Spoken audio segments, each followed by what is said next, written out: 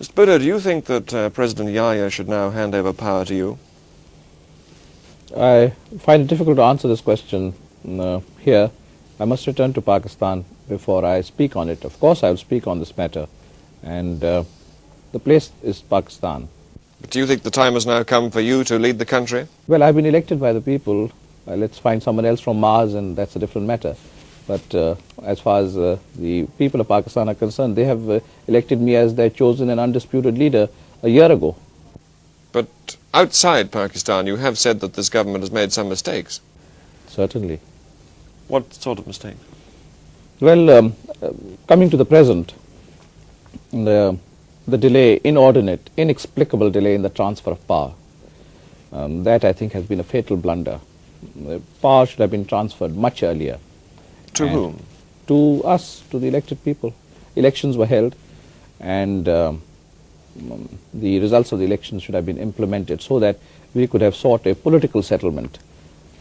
If military action was necessary to crush the secessionists, I do not say that that should not have been taken. Every country takes that kind of action, but it must be coupled as soon as possible with political action, because finally there must be a political settlement. What sort of a state is Pakistan in now, do you think? In bad state, but we'll come out of it. I'm full of hope and confidence. We have already won a political victory in the General Assembly by having the whole world supporting our position, and we will salvage the wreckage. I'm quite confident of it. How would you resolve Pakistan's new position after the war now? Well, first things first, we must bring about some reforms, some fundamental reforms, give the poor people of Pakistan a better stake in their own country. Do you still regard Pakistan as one country, Mr. Bhutto? Of course it is one country. Is that realistic? Absolutely realistic. What are realities? Temporary phenomena are not realities.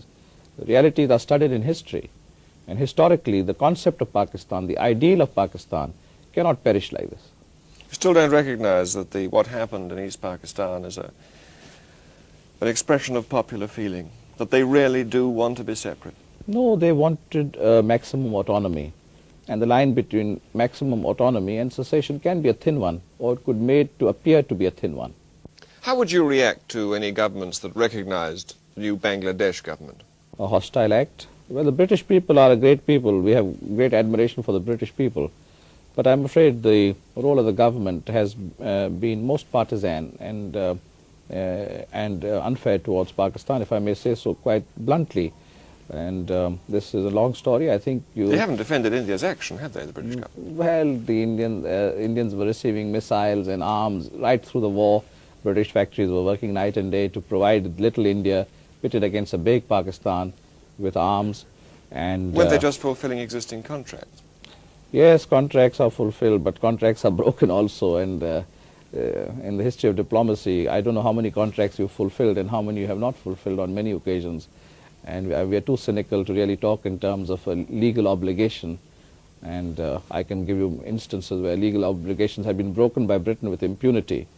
And that's a different story. But I think Britain thinks that, well, we divided the subcontinent, perhaps a mistake, and you're trying to atone for it by taking this position.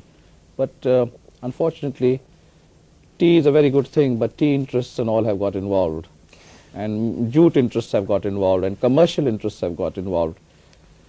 But I don't want to say very much more because we are in Christmas time, and I wish the British people a Merry Christmas.